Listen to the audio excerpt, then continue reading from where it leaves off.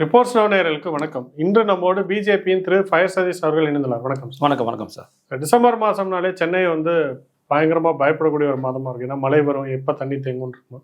ஆனால் இப்போ என்ன ஆயிருக்குன்னா, துணை முதலமைச்சர் எல்லா இடத்துலையும் விரிவாக போகிறாரு. எங்கே பிரச்சனை இருக்கோ பாதிக்கப்பட்ட இடத்துங்களுக்குலாம் போகிறாரு, ரிப்பன் பில்டிங்லாம் போகிறாரு, பல விஷயங்கள் முன்னெடுப்போட செய்கிறாரு.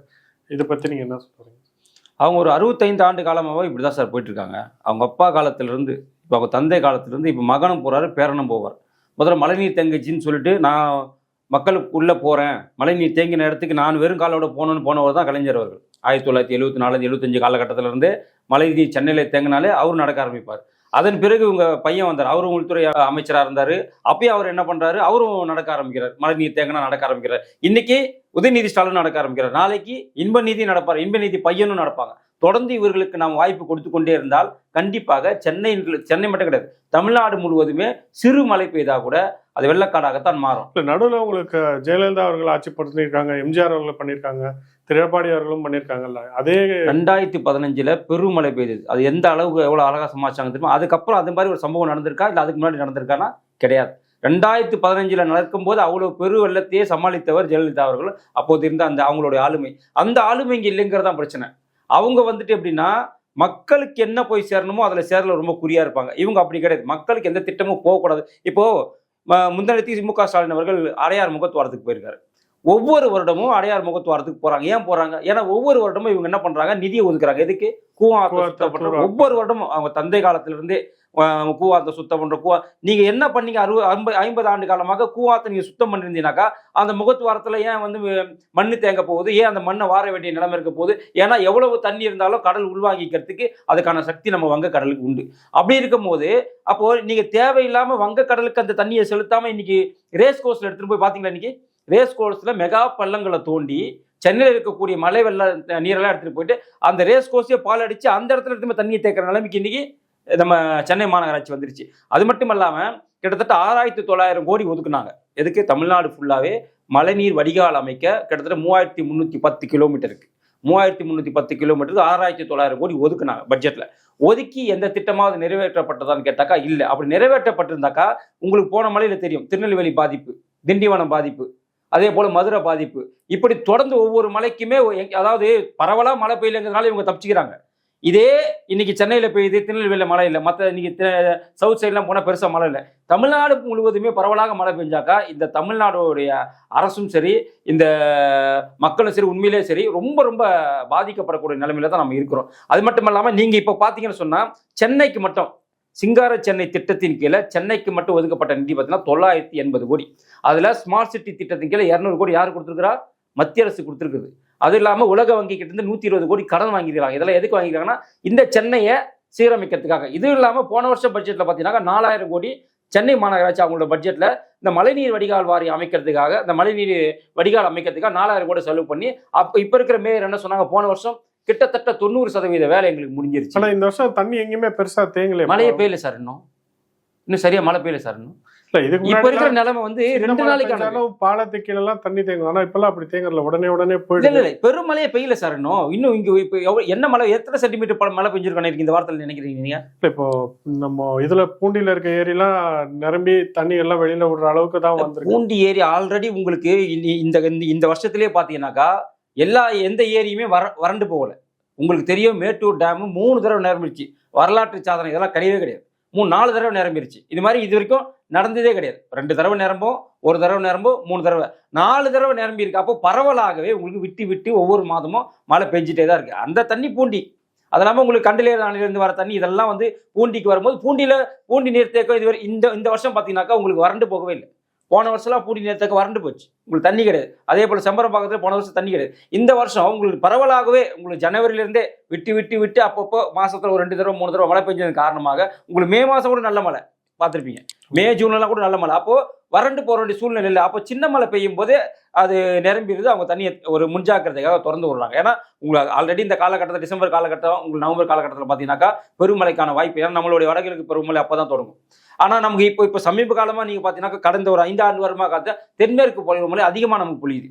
அவங்களுக்கு எந்த அளவுக்கு இப்போ 50% அவங்களுக்கு பொழியுதுன்னு சொன்னா 20% நமக்கு நம்ம தமிழ்நாட்டில் பெய்யுது. அதனால இந்த தண்ணி கஷ்டம் பெருசா நமக்கு இந்த தடவை இல்லாம போயிடுச்சு. இனி மற்ற இடத்துல பாத்தீங்கன்னா, இதே நீங்க ஒரு 6 வருஷத்துக்கு முன்னாடி 5 வருஷத்துக்கு முன்னாடி பாத்தீங்கன்னு சொன்னா குடம் குடமா தூக்கிட்டு திரிவாங்க. இப்ப தண்ணி லாரிலாம் வந்த காலம் இப்போ போயிடுச்சு. இப்போ எல்லாரும் தண்ணி ஏன்னா பரவாயில்ல மழை பெய்யுது, நல்லா ஆட்சி பண்றாங்கிறதுக்கு அடையாளம் தானே. மழை பெய்யுது, மழை தண்ணியை ஒழுங்கா சேகரிக்கிறாங்க, மழை பெய்யுது, அது நல்லா ஆட்சி பண்றது அர்த்தம் கிடையாது. இயற்கை தண்ணி கொடுக்குது, இவ்வளவுதான் விஷயம். அவங்களுக்கு தண்ணி கொடுக்கல, இயற்கை இங்க தண்ணி கொடுக்குது, இவ்வளவுதான் விஷயமே தவிர இவங்க டேம் கட்டியிருக்காங்களா? இந்த 4 வருஷத்துல டேம் கட்டி ஏதாச்சும் சேர்த்து வச்சிருக்காங்களா தண்ணியை? இல்ல ஏதாச்சும் இவங்க தடுப்பணை கட்டியிருக்கிறாங்களா? எதுவுமே கட்டல. மாறாக இவங்க அமைச்சர் என்ன சொன்னாரு? ஆட்சிக்கு வருவதற்கு முன்னால் 11 மணிக்கு நாங்க பதவி பிரமாணம் செய்தால் 11:25க்கு நீங்க ஆத்துல மணல் அள்ளலாம் சொன்னாரு. இப்படிப்பட்ட அரசாங்கம் தான் இந்த அரசாங்கம், கரெக்டுங்களா? அப்போ நீங்க 11:30 நாங்கள் ஆட்சி அமைத்தாக்கா 11:35க்கு நாங்கள் புதிய அணைக்கு அடிக்கல் நாட்டுவோம்னு அந்த அமைச்சர் சொல்லல. நீங்க போய் மண்ணை எடுன்னு தான் சொல்றாரு. அப்போ இந்த ஆட்சி மக்களுக்கான ஆட்சி கிடையாது, மண் எடுக்கக்கூடிய ஆட்சி, மண்ணை கொள்ளடிக்கக்கூடிய ஆட்சி. ஏன்னா அவங்க ஆட்சியில் இருக்கக்கூடிய, அவங்க கட்சியில் இருக்கக்கூடிய குடியாத்த குமரன்ற ஒரு நபர் உங்களுக்கு தெரியும். அவரு நம்ம துரைமுருகனுக்கு எவ்வளவு வேண்டப்பட்டவர்னு தெரியும். அவரே சொல்லிருக்காரு கிட்டத்தட்ட 30,000 கோடி மணல்ல வந்து கொள்ளையடிச்சுட்டாங்க. இப்படி தொடர்ந்து ஆறுகளையும் ஏரிகளையும் ஆக்கிரமித்ததன் விளைவு தான் இன்னைக்கு பாத்தீங்கன்னா பெரும்பாலான ஜெகத் ரட்சகன் உள்பட நிறைய பேர் இன்னைக்கு கட்டியிருக்கக்கூடிய திமுக அமைச்சர்கள் கட்டியிருக்க காலேஜ் எங்க இருக்கு சொல்லுங்க? ஏரியில இருக்கு, எல்லாமே ஏரியில இருக்கு. அப்போ சென்னையிலேயே உங்களுக்கு தெரியும் எவ்வளவு காலேஜஸ் ஏரியில. நகரமய மக்கள் வரும்போது ஏரிகளை வந்து ஆக்குபை பண்றது ஒரு வழி இல்லை. ஏன்னா மக்கள் பெருகிட்டே வராங்க, வீடு கட்டணும், அதுக்கான வசதிகள் தேவைப்படும் போது ஏரிகள்ல தானே உங்களுக்கு இது பண்ண முடியும், வேற வழி இல்லை. இல்ல அப்படி எது சுப்ரீம் கோர்ட் சொல்லிருக்கா? நீங்க நகரமய மக்கள் பண்ணும்போது நீங்க ஏரியெல்லாம் நீங்க ஆக்கிரமிப்பு பண்ணி நீங்க காலேஜ் கட்டி சுப்ரீம் கோர்ட் ஆர்டர் இருக்கா? இல்ல ஏதாச்சும் சட்டத்துல அது மாதிரி வரையறை இருக்கா? அப்படி கிடையாது. எவ்வளவோ இடம் இருக்கு சார், எவ்வளவோ வந்துட்டு காஞ்சி போன இடம், நீர் தேங்காத இடம்லாம் இருக்கு. அங்கெல்லாம் கட்டாம வேணுமென்னு ஏரியில கட்டுறாங்கன்னாக்கா அதுதான் அவங்களுக்கு வந்துட்டு ஈஸியா கிடைக்குது, அதுதான் ஈஸியா அவங்களால நடக்க முடியுது. நீங்க மற்ற இடத்துல உங்களுக்கு பட்டா இருக்கும், உங்களுக்கு சிட்டா இருக்கும், அதை வந்து நீங்க பெரும் வேலை கொடுத்து வாங்கணும், அதெல்லாம் கிடையாது. ஏரினும் போது அமைச்சர்னும் போது அவரோட அதிகாரத்தை பயன்படுத்தி மணக்கிறாங்க. இன்னைக்கு பெரும்பாலான ஏரிகள் 90% ஏரிகள் இன்னைக்கு காணும், 10% ஏரி தான் இன்னைக்கு இருக்கு. அதுவும் வீராண ஏரியெல்லாம் பாத்தீங்கன்னாக்கா நீங்க தூர்வாரி எத்தனை வருஷம் ஆகுதுன்னு தெரியல, அந்த அளவுக்கு ரொம்ப மோசமான நிலைமையில இன்னைக்கு சென்னைக்கு தண்ணி தரக்கூடிய முக்காவாசி ஏரிங்க இன்னைக்கு அதோட நிலைமை அப்படிதான் இருக்கு. அப்போ ஏரியில நீங்க கொண்டு போய் காலேஜ் கட்டும் போது, ஏரியில கொண்டு போய் நீங்க வந்து கட்டுமான பணிகள் பண்ணும்போது அந்த மழைநீர் தண்ணி எங்க போகும்? நீங்க தூர்வாரலான்னு சொல்றீங்க, வேளச்சேரி எல்லாம் முன்னாடி வந்து ஃபுல்லா செடியா முளைச்சிருக்கு, இப்பெல்லாம் ரொம்ப நீட்டா தானே வச்சிருக்காங்க வேளச்சேரி ஏரி. சென்னையில இருக்க எல்லா ஏரிகளையும் தூர்வாடுறாங்க, சுத்தி பார்க் போறாங்க, மக்கள் நடக்கிற. இதெல்லாம் 2020க்கு முன்னாடி பண்ணது சார். இதெல்லாம் குடிமராமத்து பணியில வந்து நம்ம மத்திய அரசு இதுக்கு ஒதிய அதிமுக அரசு சரியாக பயன்படுத்தி கொண்டதுக்காக எடப்பாடி பழனிசாமியில போட்ட இந்த பார்க்கெல்லாம் நீங்க வேளச்சேரி பார்க் எப்ப போட்டது? 2019 போட்டது. பெரும்பாலான பார்க்கு நீங்க அதே இது நம்ம சேத்துப்பட்டு பார்க் எப்போ போடுது? அதுவும் 2020க்கு முன்னாடி போட்டது. இவங்க வந்து ஒரே ஒரு பார்க்கை நாங்க வந்து சுத்தம் பண்ணோம்னு சொல்ல பார்க்கலாம் கிடையாது. அவங்க ஆரம்பிச்சு வச்சு 90% பணி நிறைவடைந்த பார்க்குங்களை தான் இவங்க சரி பண்ணியிருக்கிறாங்க. மற்றபடி இவங்க ஒரு ஏரியை புனரமைச்சதாகவோ, ஒரு ஆறை புனரமைச்சதாகவோ, ஒரு தடுப்பணை கட்டினதாகவோ இந்த 4.5 வருஷத்துல எதுவுமே கிடையாது. இது முழுக்க ஏடிஎம்கே ஆட்சியில பண்ணாங்க. அப்போ மத்திய அரசு அவங்களுக்கு ஃபண்டு கொடுத்தா, அந்த ஃபண்டை கரெக்டாக இவங்க பயன்படுத்திட்டாங்க. இவங்க மத்திய அரசு கொடுக்கக்கூடிய ஃபண்டை வேறு விதமாக பயன்படுத்துறதுனால வருஷம் இதை மக்கள் அவதிப்பட வேண்டிய நிலைமை இருக்கு. உங்களுக்கு தெரிய போன வருஷம் எவ்வளவு வண்டி வேளச்சேரி மேல நினைச்சு தெரியும், பிரிட்ஜ் மேல. முன்ஜாக்கிரதையாக அங்க பார்க்கிங் போட்டாங்க மாநகராட்சியும் போலீஸும். அங்க நீங்க வந்துட்டு சட்டத்துக்கு புறம்பா நீங்க கார் நிறுத்துறீங்கன்னு சொல்லிட்டு அபராதம் போட்டான், 1000 ரூபாய் அபராதம் போட்டான். அதுக்கப்புறம் அந்த அபராதத்தை வாபஸ் பண்ணிட்டாங்க. அபராதம் போட்டது தப்பு சார். அவன் சார் நீ சரியா இருந்தா அவன் சார் வண்டி எடுத்து வாங்க நிறுத்த போறான்? நீ தண்ணி தங்காத அளவுக்கு நீ பாத்துட்டு இருந்தாலும் வண்டி எதுக்கு சார் பிரிட்ஜ் மேல நிறுத்த போறான்? அவன் வீட்டு வாசப்பட தண்ணி தங்காம தான் அவன் வண்டி அங்க நிறுத்த. ஏன்னா போன வருஷம் அவ்வளவு பேர் பாதிக்கப்பட்டாங்க. போன வருஷம் லட்சக்கணக்கான கார்கள் பாதிக்கப்பட்டது, கோடிக்கணக்கான ரூபாய் மக்கள் அவங்களுடைய பணத்தை செலவு பண்ணாங்க. அதன் காரணமாக இந்த போன தடவை என்ன பண்ணிட்டாங்க, அவங்க கொஞ்சம் நம்ம ஜாக்கிரதையா இருக்கணுன்றதுக்காக அந்த பிரிட்ஜிங் மேல கார் நிச்சோம். அதைக்கும் ஒரு ஃபைன் போடுறீங்கன்னு சொன்னாக்கா அப்ப எவ்வளவு கேடுகட்ட ஆச்சு இந்த ஆட்சி. செய்யறதெல்லாம் செஞ்சுட்டு அப்புறம் வாபஸ் வாங்குறதுல முன்னாடியே நீங்க என்ன பண்ணிருக்கணும், அதை வாங்கிருக்க கூடாது, அவங்ககிட்ட ஃபைன் போட்டிருக்க கூடாது இல்லைங்களா? ஏன்னா அது ஒரு புயல் வரப்போகுது, அதுக்காக நீங்க தான் வந்து முன்ஜாக்கிரதையா இருங்கன்னு சொல்றீங்க. முன்ஜாக்கிரதையா மக்கள் இருந்தா அவங்க மேல நீங்க ஃபைன் போட்டேன்னா அது காவல்துறை பண்ண முதல்ல கார் பார்க் பண்ணும்போது என்ன பண்றது ரியாக்ட் பண்ணாங்க, அதுக்கப்புறம் மேல இருந்து உத்தரவு வந்தோடனே அதை வாபஸ் வாங்கிட்டாங்க. ஆமா சார். இப்போ வேற என்ன சார் பண்ணுவோம், மக்கள் என்ன சார் பண்ணுவாங்க? அப்படின்னா இந்த வருஷம் மழை வரட்டும், கார் வந்து டேமேஜ் ஆகட்டும், இன்னொரு 1 கோடி ரூபா 10 கோடி ரூபா செலவு பண்ணணும்னு நினைப்பாங்களா? அதுக்கு ஃபைன் போட்டு போய் பரவாயில்ல. பேட்டி கொடுத்தவங்களாம் நீங்க பாத்தீங்கல்ல சார், நீங்க 1000 ரூபாய் ஃபைன் போடுறீங்களா, போட்டுங்க சார், நான் 1 லட்ச ரூபா செலவு பண்ணுறதுக்கு 1000 ரூபாய் ஃபைன் நான் கட்டிட்டு போவாங்கிறான். அப்ப அந்த அளவுக்கு மக்கள் மனநிலை மாறிடுச்சு. நீ என்ன பண்ணுவ, ஃபைன் போடுற தானே, போட்டுக்கு போ பரவாயில்ல, நான் மேல தான் நிறுத்துவேன். நீ ஃபைன் போடுறதுக்காக கார் எடுத்துமா வீட்டு வாசல் நிறுத்திட்டா கிடையாது, 10 நாள் கார் அங்கே தான் நின்றுச்சு. அப்போ மக்களோட மனநிலை மாறிடுச்சு. நீ ஏதாச்சும் பண்ணிட்டு போ, ஏன்னா அதை பத்தி கவலை, என்னை நான் பாதுகாத்துக்கணும். இந்த ஆட்சியில மக்களை பாதுகாத்துக் கொள்ள வேண்டும். இவங்க சொல்றாங்க நாங்க வந்துட்டு மத்திய அரசு கிட்ட இருந்து தமிழகத்தை பாதுகாக்கிறோம்னு. கிடையாது. இங்க திமுக அரசு கிட்ட இருந்து மக்கள் தங்களே பாதுகாத்துக் கொள்கிறார்கள். இன்னைக்கு அவங்களே பாதுகாத்துக் கொள்றதுனால தான் இன்னைக்கு ஏதோ ஓரளவுக்கு தமிழ்நாட்டில் ஓரளவுக்கு அந்த நல்ல பாதையில போயிட்டு இருக்கு. இப்போ மற்ற மாநிலம் ஒப்பிட்டீங்கன்னா இப்போ பிஜேபி கர்நாடகா ஆளும் பொழுது கர்நாடகாவில் பெரிய வெள்ளமே வந்து மொத்த பெங்களூருமே பிரச்சனையாச்சு. ஆனால் சென்னை இது இப்போ சமீபமாக அந்த மாதிரிலாம் ஆகிறது கிடையாது. 2015 பிறகு இவங்களும் ஒரு 4.5 வருஷம் ஆட்சி புரிஞ்சிருக்காங்க. இந்த 4.5 வருஷத்துல அந்த அளவுக்கு பாதிப்பு இல்லாத அளவுக்கு சென்னை மேம்படுத்தினால கொண்டு வந்திருக்காங்க. சார் அந்த அளவுக்கு பாதிப்பு எப்படி சொல்றீங்க? நீங்க போன பெருவழியில மட்டுமே உங்களுக்கு 39 பேர் செத்து போனாங்க. உங்களுக்கு திருநெல்வேலி, சென்னை. நான் சென்னை பத்தி தான் பேசுறேன். மற்ற நீ கர்நாடகா ஓல் கர்நாடகா நீங்க பேசும்போது அப்ப நீங்க சென்னை மட்டும் இங்க எப்படி பேச முடியும்? சரிங்களா? அது ஏதோ ஒரு பகுதியில் ஒரு வெள்ளம் வருதுனாக்கா அதுக்கு வந்துட்டு ஒட்டுமொத்த தமிழகத்தை நம்ம சொல்ல முடியாது. இப்போ நீங்க ஒட்டுமொத்த தமிழகத்தை நான் சொல்லும்போது நீங்க என்ன சொல்றீங்க? நீ வெறும் சென்னை மட்டும் பாருங்க. அப்போ கர்நாடகாவில் பெய்த மழை வந்து எப்பவுமே கர்நாடகாவை பொறுத்துன்னு பாத்தீங்கன்னாக்கா உங்களுக்கு அந்த ஃபாரஸ்ட் ஏரியா இருக்கு இல்லையா, அந்த இடத்துல எப்பவுமே உங்களுக்கு இந்த பெங்களூர் அதிகமாக பாதிக்கப்படக்கூடிய பகுதி பெங்களூர். உங்களுக்கு தெரியும். ஏன்னா பெங்களூருங்கிற வந்துட்டு ஒரு சின்ன சிட்டி, சென்னை மாதிரி ஒரு பெரிய சிட்டி கிடையாது. சென்னையோட பாதி அளவுக்கு சிட்டி தான் பெங்களூர் சிட்டி. அங்கே வந்துட்டு நீங்கள் 365 நாளில் பார்த்தீங்கன்னாக்கா கிட்டத்தட்ட பாதி நாள் அங்கே மழை பெய்யக்கூடிய ஒரு சுச்சுவேஷன் இருக்கு. ஒரு சிட்டி அதுக்கான கட்டமைப்பை அங்கே உருவாக்கி வச்சிருக்கிறாங்க. அதனால அந்த பெருமழை வந்தால் கூட அதை சமாளிக்க உயிர் பலி கிடையாது. அங்கே பெருமழை வந்தாலும் உயிர் பலி கிடையாது. இன்னைக்கு பார்த்தீங்கன்னா மாங்காட்டில் உங்களுக்கு தெரியும், மாங்காட்டில் ஒரு குழந்தை இறந்து போயிருச்சு. ஆமாம் இல்லைங்களா? மாங்காடுங்கிறது என்ன?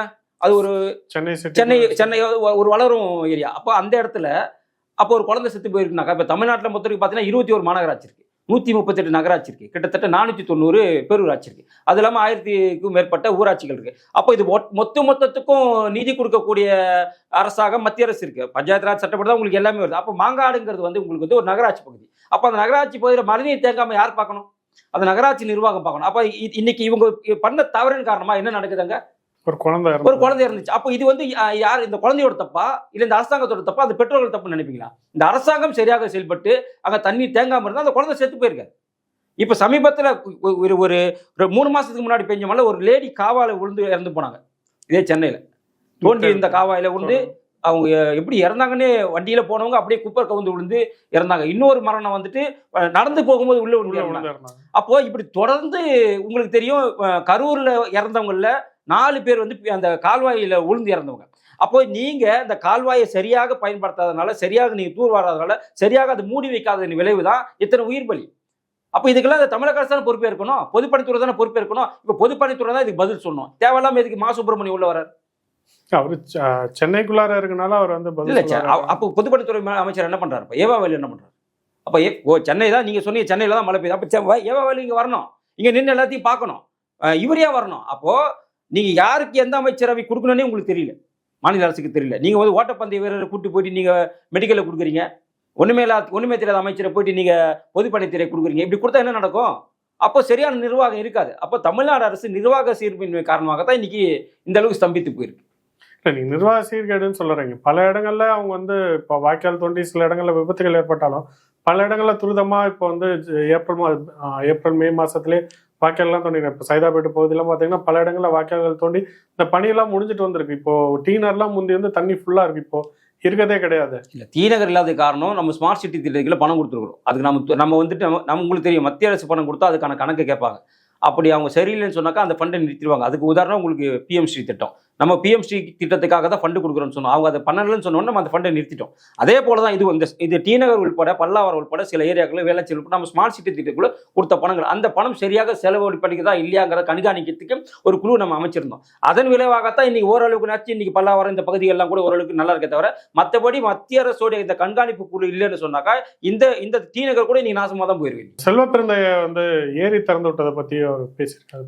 இல்லை, இப்போ அவர் என்ன சொல்லியிருக்காரு, செல்வப்பிறந்தைக்கு என்ன சொல்லியிருக்காருன்னா, இதில் கூட நான் தண்ணியை திறந்து விடக்கூடாதா, இதில் கூட ஜாதிய பகுதி இந்த அரசு யார் சொல்றா? அவங்க கூட்டணி இருக்கக்கூடிய இந்தி கூட்டணியில் இருக்கக்கூடிய முக்கிய கட்சியான காங்கிரஸ் கட்சியோட தமிழக தலைவர் என்ன சொல்றாரு, இதுல கூட இந்த அரசாங்கம் ஜாதி பார்க்குது. அப்போ அந்த அம்மா கலெக்டர் என்ன சொல்றாங்க, இதுக்கெல்லாம கூப்பிடுவாங்க?